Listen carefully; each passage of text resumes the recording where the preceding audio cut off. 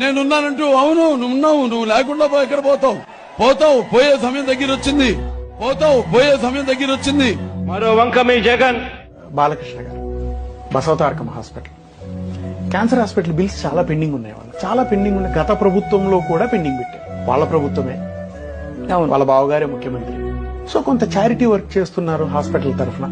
ఇంత పెండింగ్ ఉంది sir, bills ఉన్నాయి, ఏం చేద్దాం సార్? జెన్యున్ గా చేస్తారు. అవును సార్, జెన్యున్ గా చేస్తున్నారు. క్యాన్సర్ పేషెంట్కి చాలా ఉపయోగం సార్. మన వాళ్ళు కూడా, మన రాష్ట్రం వాళ్ళు చాలా మంది వెళ్తూ ఉంటారు. ఏం ఆలోచించద్దు, అన్ని క్లియర్ చేయండి.